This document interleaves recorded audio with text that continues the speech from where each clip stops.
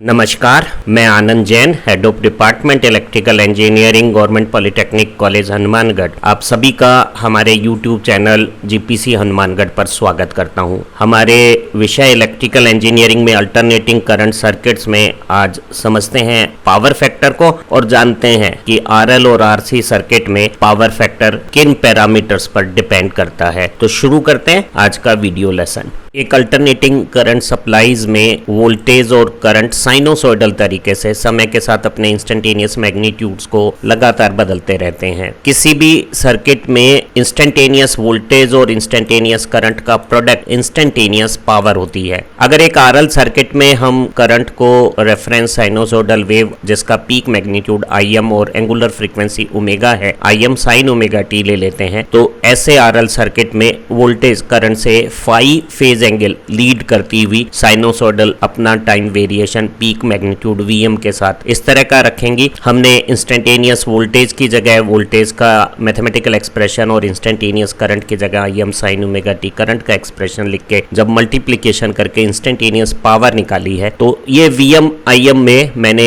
2 का डिवीजन करके ऊपर 2 sine omega t plus phi जो रूप आया है 2 साइन सी साइन डी का फार्मूला लगाऊं तो वो cos c minus d minus cos c plus d अगर इस्तेमाल करूं तो मैं पाता हूं कि यहाँ दोनों एंगल के डिफरेंस का कोसाइन और दोनों के समेशन के कोसाइन का ये सब्ट्रैक्शन रूप आ गया है इंस्टेंटेनियस पावर। तो हम कह सकते हैं कि हमारी इंस्टेंटेनियस पावर में एक ग्रीन हाईलाइट में Vm Im by 2 cos phi जो टर्म आई है वो टाइम इनवेरिएंट समय के साथ कांस्टेंट रहने वाली पावर टर्म है, जिसे हम एवरेज या रियल पावर कहेंगे। वहीं शान हाईलाइट में इस Vm Im बाई 2 मैग्नीट्यूड के साथ एक डबल फ्रीक्वेंसी की कोसाइन वेव एक फ्लक्चुएटिंग पावर भी है जिसकी फुल साइकिल एवरेज वैल्यू 0 होगी और ये एनर्जी के स्टोर और रिलीज को रिप्रेजेंट करेगी। इंस्टेंटेनियस पावर में एक टाइम इनवेरिएंट कांस्टेंट टर्म है जो समय के साथ बदलती नहीं है, नियत रहती है, और एक डबल फ्रीक्वेंसी से बदलने वाला कोसाइन फंक्शन है। हमें एवरेज पावर निकालनी है तो हमने पावर को समय के साथ इंटीग्रेट किया और इंस्टेंटेनियस पावर को हमने एक पूरी साइकिल के लिए इंटीग्रेट किया है और उसी साइकिल पीरियड का डिवीजन करके हमने एवरेज पावर निकाल दी है। हमने इंस्टेंटेनियस पावर की जगह पावर का एक्सप्रेशन लिखा, Vi कांस्टेंट है वो इंटीग्रेशन से बाहर आ गया है। यहाँ जो 2 टर्म है, एक कांस्टेंट टर्म है cos फाई और दूसरी एक डबल फ्रीक्वेंसी से बदलने वाला कोसाइन फंक्शन है। दोनों का हमें पूरी साइकिल पीरियड के लिए इंटीग्रेशन करना है। cos फाई भी कांस्टेंट है, बाहर आ गया है, dt का इंटीग्रेशन t हो गया है, लिमिट स्टार्ट 0 और पूरी साइकिल का पीरियड t है।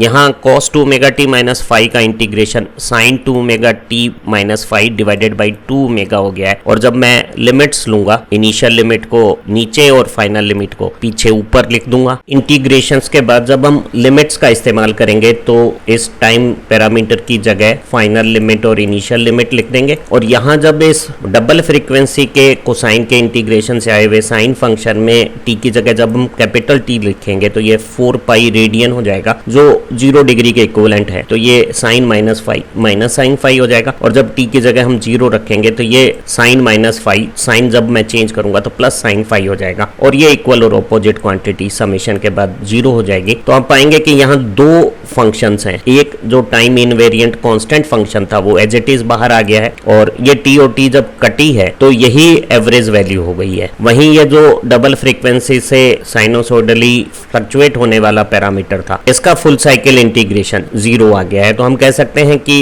एक आरएल सर्किट में average power RMS voltage RMS current के साथ एक मल्टीप्लायर है। इस मल्टीप्लायर को हम पावर फैक्टर कहते हैं जो करंट और वोल्टेज के बीच में फेज डिफरेंस एंगल का कोसाइन है। एक आरएल सर्किट में इंस्टेंटेनियस पावर में एक कांस्टेंट टर्म और एक डबल फ्रीक्वेंसी के वेरिएशन के इस मैथमेटिकल एनालिसिस को ग्राफिकल तरीके से भी समझा जा सकता है। यहाँ ऑरेंज कलर में साइनोसॉइडल करंट जो आरएल सर्किट में फ्लो हो रही है वो शो की हुई है और करंट से 5 फेज एंगल लीड करती हुई वोल्टेज यहाँ काली वेव में इंडिकेटेड है। और और वोल्टेज का पीक और करंट का peak magnitude Vm is equal to Im Z relation रखता है। वोल्टेज और करंट के इंस्टेंटेनियस मैग्नीट्यूड के प्रोडक्ट से जो इंस्टेंटेनियस पावर है वो करंट जब जीरो है या वोल्टेज का इंस्टेंटेनियस मैग्नीट्यूड जब जीरो है, करंट या वोल्टेज में से कोई भी एक जीरो है, तो ये ब्राउन कलर की पावर का इंस्टेंटेनियस मैग्नीट्यूड जीरो है। करंट और वोल्टेज में 5 फेज डिफरेंस है। वोल्टेज लीड कर रहा है, उसकी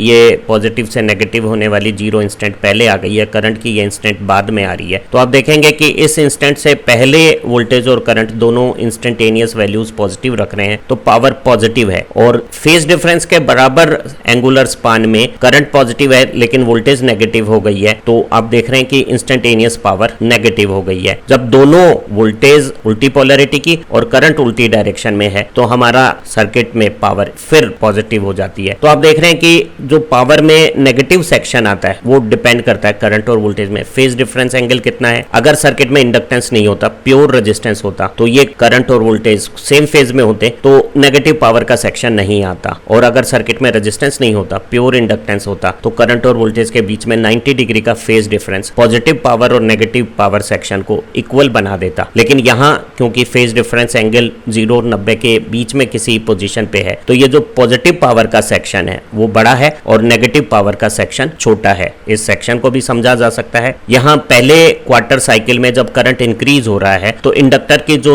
मैग्नेटिक फील्ड में स्टोर्ड एनर्जी है ½ उसमें जो चेंज है वो पॉजिटिव है, यानी सोर्स से इंडक्टर को एनर्जी सप्लाई की जा रही है। और रेजिस्टेंस I²R के हिसाब से कम करंट है तो कम पावर के साथ एनर्जी लेगा और ज्यादा करंट है तो ज्यादा पावर के साथ एनर्जी लेगा, लगातार एनर्जी ले रहा है। तो इंडक्टर और रेजिस्टेंस दोनों के द्वारा पावर ली जा रही है और ये मेरा पावर का वेरिएशन है जो इंस्टेंटेनियस वोल्टेज और करंट के मैग्नीट्यूड के प्रोडक्ट के हिसाब से किसी एक इंस्टेंट पे पीक पाके डिक्रीज हो रहा है। और इस इंस्टेंट पे आप देखिए कि करंट डिक्रीज होना शुरू हो गया है, तो इंडक्टर की स्टोर्ड एनर्जी में जो चेंज है वो नेगेटिव हो गया है, अर्थात इंडक्टर अपनी एनर्जी को रिलीज करने लग गया है। लेकिन ध्यान रहे, इंडक्टर की जो रिलीज्ड एनर्जी है उससे ज्यादा रेजिस्टेंस में I²R पावर की डिमांड है, तो इंडक्टर की स्टोर्ड एनर्जी रेजिस्टेंस ले लेगा और जो डिफरेंस रेजिस्टेंस की रिक्वायरमेंट है वो भी सोर्स से आ रही है, तो अभी भी पावर पॉजिटिव है, यानी पावर सोर्स से सर्किट की तरफ एनर्जी को फ्लो कर रही है। इस नीली डॉट वाली पोजीशन पर आप देखेंगे कि इंडक्टर के द्वारा released energy change in stored energy से बनती है और रेजिस्टेंस की जो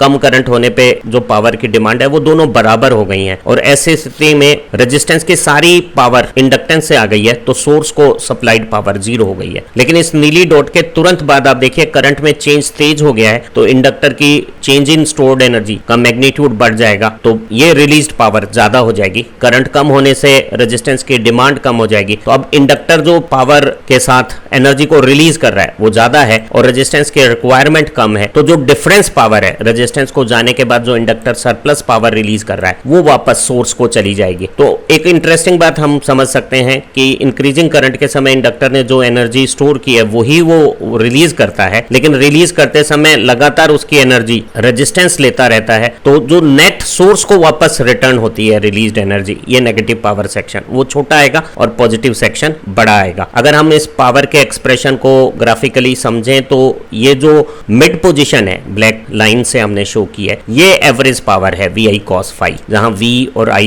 RMS वोल्टेज और करंट है और phi करंट और वोल्टेज के बीच में फेज डिफरेंस है और cos phi को हम पावर फैक्टर कह रहे हैं। और अगर हम जीरो लेवल को यहां शिफ्ट कर देते हैं तो आप पाते हैं कि ये जो सेक्शन है ऊपर और ये नीचे इक्वल है और इसका एवरेज जो डबल फ्रीक्वेंसी से वेरिएशन है इसकी एवरेज वैल्यू 0 आ जाएगी। तो ये जो पहला पार्ट है वही हमारी सर्किट की एवरेज पावर हो जाएगी। किसी भी अल्टरनेटिंग सर्किट में RMS वोल्टेज RMS करंट के प्रोडक्ट के साथ पावर फैक्टर का मल्टीप्लिकेशन एवरेज पावर बनाता है, और ये जो पावर फैक्टर है वो करंट फेजर और वोल्टेज फेजर के बीच में जो फेज डिफरेंस आता है उसका कोसाइन है। हमें मालूम है कि RMS वोल्टेज सर्किट के इंपीडेंस के साथ और करंट के साथ V = IZ रिलेशन रखती है, और इंपीडेंस ट्राइंगल में R और Z के बीच में एंगल फाई का कोसाइन R/Z है। अगर यहाँ Z से Z में कैंसिल कर दूं तो एवरेज पावर की कैलकुलेशन के लिए एक बहुत सुंदर स्मूथ फार्मूला हमारे पास I²R के रूप में आ गया है, जहां I सर्किट की RMS करंट है और R सर्किट का इफेक्टिव रेजिस्टेंस है। हम कह सकते हैं कि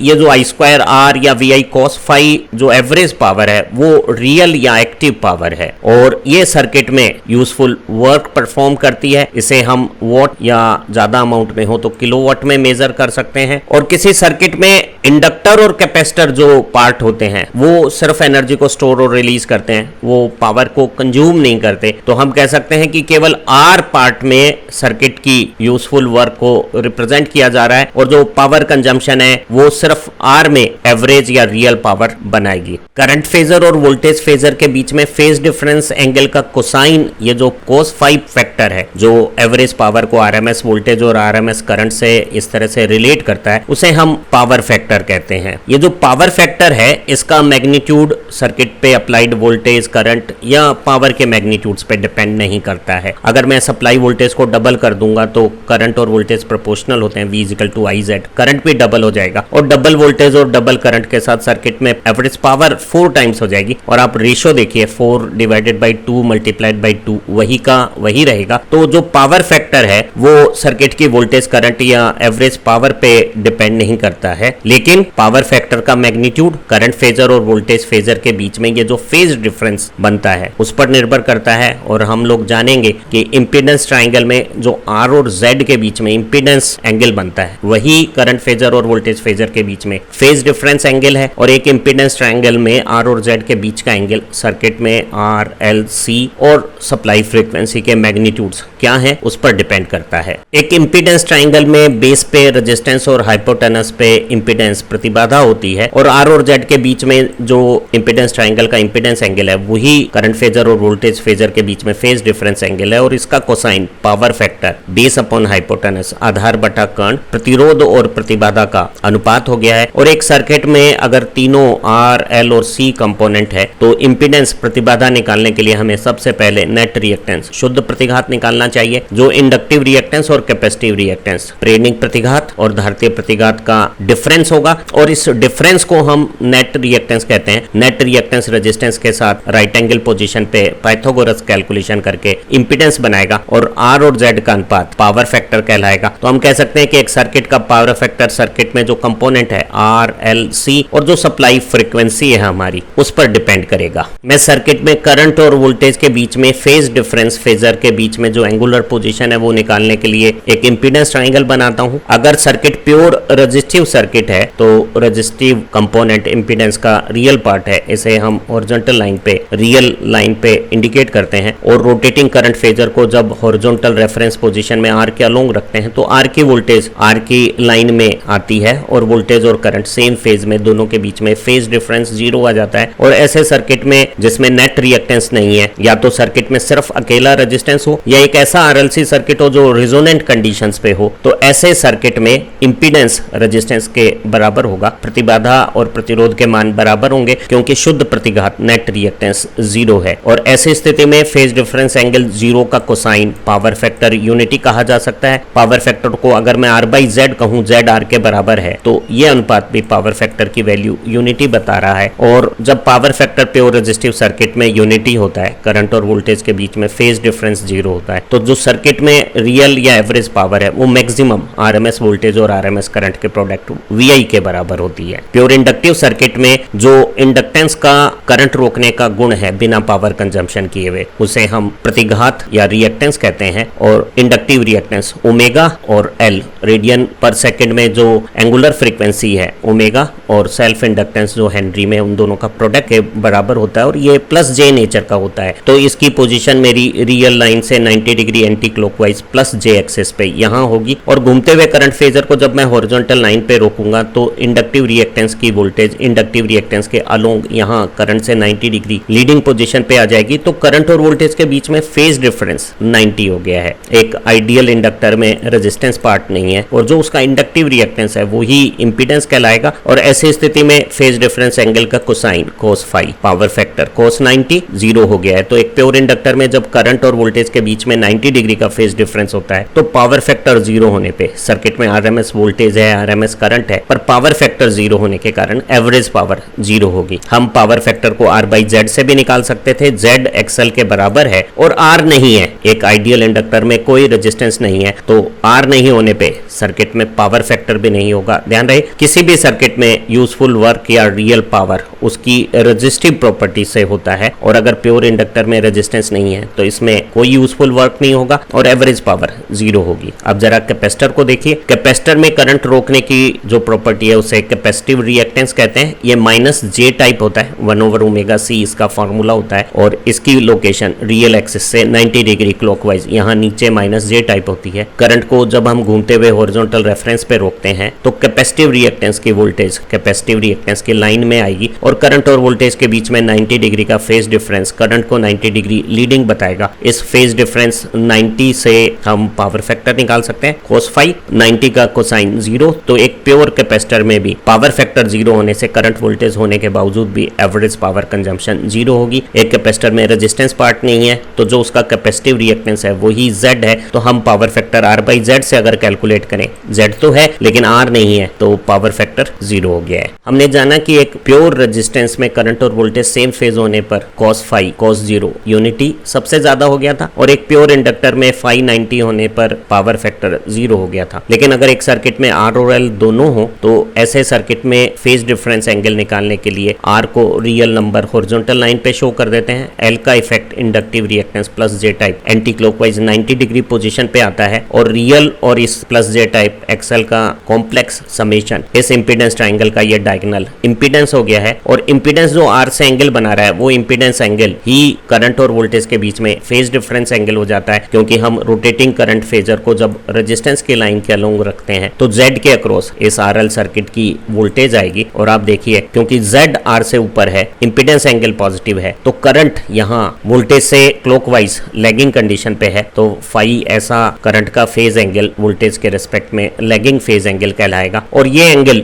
0 से 90 के बीच में कोई एक value depending upon relative magnitude of R and XL पाएगा। अगर सर्किट में XL नहीं होता तो ये 0 होता, अगर सर्किट में R नहीं होता तो ये 90 होता, और अगर सर्किट में R और XL बराबर होते तो ये एंगल 45 होता। अगर XL R से बड़ा है तो ये एंगल 45 से बड़ा होता। तो हम सर्किट में इंपीडेंस को R और XL के पाइथागोरस से कैलकुलेट कर सकते हैं, और R और Z के रेशो से, या अगर ये एंगल मालूम हो तो उसके कोसाइन से पावर फैक्टर की कैलकुलेशन कर सकते हैं। और ये पावर फैक्टर की वैल्यू 0 और 1 के बीच में रहेगी, क्योंकि RL सर्किट में करंट वोल्टेज से पीछे रहता है, लैग करता है। तो ऐसे पावर फैक्टर को हम लैगिंग पावर फैक्टर कहते हैं, हिंदी में इसे बोलते हैं पश्च पावर फैक्टर। एक RL सर्किट में पावर फैक्टर फ्रीक्वेंसी के साथ किस तरह से बदलता है उसे समझने के लिए हमने सर्किट में रेजिस्टेंस क्योंकि फ्रीक्वेंसी के साथ बदलता नहीं है तो उसे कांस्टेंट के तौर पे रख दिया है। Inductive reactance omega L omega बढ़ने पे लीनियरली बढ़ेगा, वो 0 DC फ्रीक्वेंसी कंडीशन पे 0 है और हाई फ्रीक्वेंसी पे अधिक हो जाएगा। R और X का पाइथागोरस कैलकुलेशन, ये जो ऊपर काली लाइन है वो इंपीडेंस या प्रतिबाधा का वेरिएशन हो जाएगा, और आप देखिए फ्रीक्वेंसी बढ़ने पर लगातार XL और Z बढ़ेंगे। अब तीन विशेष स्थितियां हमें X और R के रेशो की याद रखनी चाहिए। जब X और R बराबर हैं, इस कंडीशन पे देखिएगा तो tan फाई जो X और R का रेशो है वो 1 हो जाएगा, और 145 एंगल का टेंजेंट है, तो हम कह सकते हैं कि करंट और वोल्टेज के बीच में या R और Z के बीच में इस इंपीडेंस ट्रायंगल का ये एंगल 45 है, और cos 45 0.707 है। तो जब R और XL बराबर हैं, इस कंडीशन पे उस पर्टिकुलर फ्रीक्वेंसी पे आप देखिए ये मेरा पावर फैक्टर का कर्व है, पावर फैक्टर की वैल्यू 0.707 या 1/√2 होगी। अगर मेरा X R से √3 टाइम्स ज्यादा है तो मैं पाऊंगा कि tan फाई की वैल्यू √3 हो जाएगी, और √3 पे फाई 60 हो जाएगा, और cos 60 मेरा पावर फैक्टर 0.5 हो जाएगा। तो इस कंडीशंस पे आप देखिए इस कर्व पे पावर फैक्टर 0.5 हो गया है। और अगर मेरा X कम है और R ज्यादा है और X और R का रेशो 1/√3 है तो ये इंपीडेंस एंगल 30 के कॉरेस्पॉन्डिंग cos फाई 0.866 हो गया है। तो अगर X और R बराबर है, एंगल 45 है, तो पावर फैक्टर फैक्टर 1/√2 0.707 होगा। अगर x बड़ा है और x और r का रेशो √3 है तो एंगल 60 होगा, इंपीडेंस एंगल, और 60 एंगल पे पावर फैक्टर cos phi 0.5 होगा। और अगर r बड़ा है x से √3 टाइम्स और tan phi 1/√3 है तो ऐसी स्थिति में एंगल 30 है और मेरा पावर फैक्टर cos phi 0.866 √3/2 होगा। जैसे हमने एक RL सर्किट में पावर और पावर फैक्टर को समझा था, उसी तरह से एक RC सर्किट में भी पावर फैक्टर को समझा जा सकता है। जो R रियल नंबर है वो हॉरिजॉन्टल रियल लाइन पर आएगा और कैपेसिटर का कैपेसिटिव रिएक्टेंस -j टाइप यहाँ क्लॉकवाइज पोजीशन पे आएगा, और इन दोनों का सम ये कॉम्प्लेक्स इंपीडेंस R से नीचे नेगेटिव इंपीडेंस एंगल के साथ आएगा। घूमते हुए करंट फेजर को जब हम हॉरिजॉन्टल रेफरेंस में R के अलोंग रखेंगे तो Z के अलोंग वोल्टेज आएगी, और वोल्टेज और करंट के बीच में इंपीडेंस एंगल के बराबर ही ये पावर फैक्टर एंगल आ जाएगा, और वो 0 और 90 के बीच में होगा। डिपेंड करेगा कि R और X की रिलेटिव वैल्यूज क्या हैं। हम इस सर्किट में कॉम्प्लेक्स इंपीडेंस को R और X के पाइथागोरस कैलकुलेशन से कैलकुलेट कर सकते हैं, और अब पावर फैक्टर को अगर हमें फेज डिफरेंस एंगल फाई मालूम है तो cos phi से निकाल सकते हैं, और अगर R और Z मालूम है तो R और Z के रेशो से निकाल सकते हैं, और पावर फैक्टर की वैल्यू। अगर ये सर्किट प्योर कैपेसिटिव होता, R नहीं होता, एंगल 90 होता तो 0 आती, और अगर ये सर्किट प्योर रेजिस्टिव होता, C पार्ट नहीं होता, करंट और वोल्टेज के बीच में फेज डिफरेंस 0 होता तो cos 0 यूनिटी मैक्सिमम होता, और अगर सर्किट में दोनों है, R पार्ट भी है, X पार्ट भी है, एंगल फाई 0 और 90 के बीच में कोई वैल्यू रख रहा है तो ये पावर फैक्टर 0 और 1 के बीच में होगा, जैसे कि एक RL सर्किट में था। बस एक फर्क है, RL सर्किट में करंट लैग कर रहा था वोल्टेज से, यहाँ RC सर्किट में वोल्टेज से करंट एंटी क्लॉकवाइज लीड करता हुआ है। तो RC सर्किट के पावर फैक्टर को हम लीडिंग पावर फैक्टर कहते हैं, और RL सर्किट के पावर फैक्टर को हम लैगिंग पावर फैक्टर कहते हैं। फ्रीक्वेंसी के साथ एक RC सर्किट में पावर फैक्टर किस तरह से बदलेगा उसे समझा जा सकता है। फ्रीक्वेंसी के साथ रेजिस्टेंस में कोई वेरिएशन नहीं होगा, वो कांस्टेंट है, और capacitive reactance 1/ωc, omega double होने पे आधा हो जाएगा, वो तेजी से इनवर्स रिलेशन के हिसाब से घटेगा। और 3 कंडीशंस हमें खास तौर से याद रखनी चाहिए। जब R और X का मान बराबर है, X और R का रेशो 1 है, तो 45 डिग्री इंपीडेंस एंगल होगा, और 45 के कॉरेस्पॉन्डिंग पावर फैक्टर की वैल्यू आप देखिए। इस कंडीशन में जब R और X बराबर है तो ये पावर फैक्टर का कर्व पावर फैक्टर की वैल्यू 0.707 1/√2 cos 45 की वैल्यू बता रहा है। अगर कैपेसिटिव रिएक्टेंस की वैल्यू रेजिस्टेंस से √3 टाइम्स 1.73 टाइम्स ज्यादा है तो हमारा X और R का रेशो √3 हो गया, इंपीडेंस एंगल 60, और cos 60 हमारे पावर फैक्टर की वैल्यू को 0.5 बता रहा है। और अगर X और R का रेशो 1/√3 होता, X कम होता, R ज्यादा होता, तो ये 30 डिग्री एंगल के कॉरेस्पॉन्डिंग पावर फैक्टर 0.866 होता। तो हमें cos 30, cos 45 और cos 60 की वैल्यूज, और tan 30, tan 45 और tan 60 की वैल्यूज मालूम है, तो हम X और R के रिलेशन से पावर फैक्टर की कैलकुलेशन या पावर फैक्टर की इंफॉर्मेशन से X और R के रिलेशंस पता कर सकते हैं। जैसे अगर हमें कहा जाए कि एक सर्किट में पावर फैक्टर 1/√2 है तो हम तुरंत कंक्लूड कर लेंगे कि ये 45 डिग्री की कंडीशंस है, tan 45 1 है, तो उस सर्किट में R और X बराबर है। इसी तरह से अगर किसी सर्किट में X R से √3 गुना ज्यादा है, यानी X और R का रेशो √3 है, यानी ये 60 डिग्री इंपीडेंस एंगल है, तो हमारा पावर फैक्टर 0.5 होगा। कॉम्पिटिटिव एग्जाम्स में आने वाले एक इंपॉर्टेंट प्रश्न को करके फ्रीक्वेंसी का पावर फैक्टर के साथ रिलेशन को समझते हैं। किसी गिवन फ्रीक्वेंसी f पे एक RL सर्किट का पावर फैक्टर 0.707 है। हमें इसी सर्किट का पावर फैक्टर अगर फ्रीक्वेंसी डबल या आधी कर दें तो क्या होगा ये ज्ञात करना है। 0.707 या 1/√2 पावर फैक्टर की वैल्यू बता रही है कि मेरा जो फाई है cos इनवर्स वो 45 डिग्री हो गया है, और अगर ये 45 है तो tan 45 क्योंकि 1 होता है तो X और R का रेशो बराबर है, तो हमारे सर्किट में F फ्रीक्वेंसी पे जो रिएक्टिव इफेक्ट है RL सर्किट का वो R के बराबर है। अब अगर मैं फ्रीक्वेंसी को डबल कर देता हूं तो इंडक्टिव रिएक्टेंस फ्रीक्वेंसी के डायरेक्ट प्रोपोर्शनल है, तो वो डबल फ्रीक्वेंसी पे 2 गुना हो जाएगा पुराने रिएक्टेंस का, और पुराना रिएक्टेंस रेजिस्टेंस के बराबर है तो नया रिएक्टेंस 2 टाइम्स रेजिस्टेंस हो गया है। अब मैं इंपीडेंस की नई डबल फ्रीक्वेंसी पे वैल्यू कैलकुलेट कर सकता हूं। नए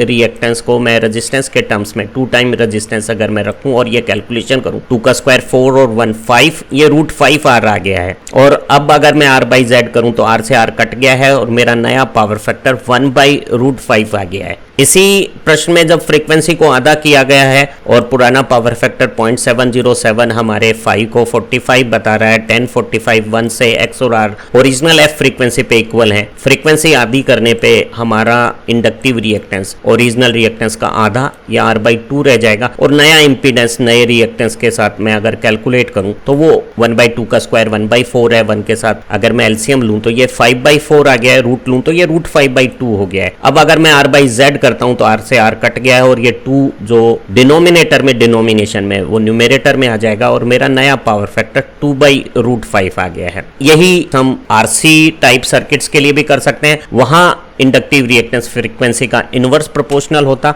उम्मीद है इस वीडियो लेसन से आपको एसी सर्किट में पावर फैक्टर की कंसेप्ट अच्छी तरह से समझ में आ गई होगी और कॉम्पिटिटिव एग्जाम्स में आने वाले प्रश्नों के बारे में भी आपका कॉन्फिडेंस लेवल बढ़ा होगा। आप अच्छा पढ़ें, तरक्की करें। Have nice time. फिर मिलते हैं एक नए वीडियो लेसन के साथ।